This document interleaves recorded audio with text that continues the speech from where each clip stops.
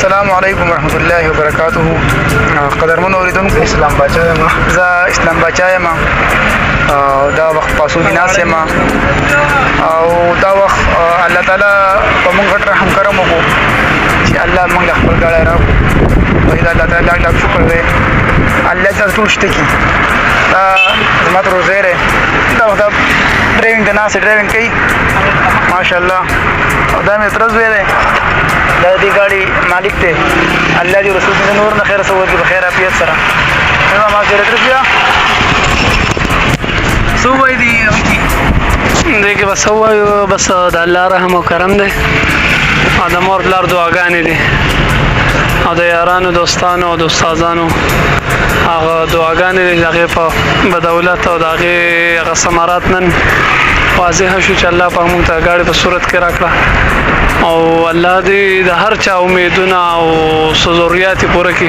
څومره مسلمانان دي چې هم څه قسم د ضرورت ځکه چې د ګاډي کومه سوخه او تکلیفونه په موږ تیر شو دي نو هغه چا ته پته لګي چې دا چا نه وي.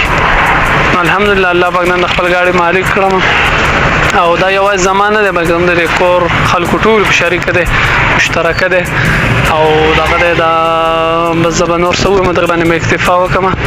السلام علیکم ورحمت الله. روزیا جی تاسو ګاډی راوستو ماشاءالله.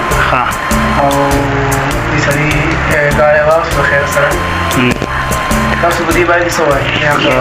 زه خو اول داسې کوم چې زه عباد الله مولانا صاحب ته او استاد او ستاسو ټول خاندان ته دې مبارکي در کوم او الله تعالی دا ګاډی ستاسو لپاره د خیر ذریعه وګرځي او ګاډی نن سبا په دې ورځو کې چې کوم دی دا بنیادي ضرورت دی او د دې چې کله ګاډی په کور کې نو هر کار چې کوم دی په اسانۍ باندې کېږي خو زه صرف دا یو عرض کوم چې یاره دې استعمال په ښه طریقه باندې وشي. دې مس یوز دی ونه شي په ښه طریقه باندې استعمال شي، ناجایز استعمال یې ونه شي او حسب ضرورت استعمالېږي. ضرورت نه زیات دا استعمالېږي نو ما خیال دا چې بیا زموږ دپاره زموږ د ماشومان دپاره د یو نقصان سبب جوړېدی شي. خو موږ دعا کوو چې نقصان سبب نه جوړېږي او زموږ چې د ښه استعمال یې په هغې کې په ښه طریقه باندې استعمال شي. دغې دپاره به دعا کوو.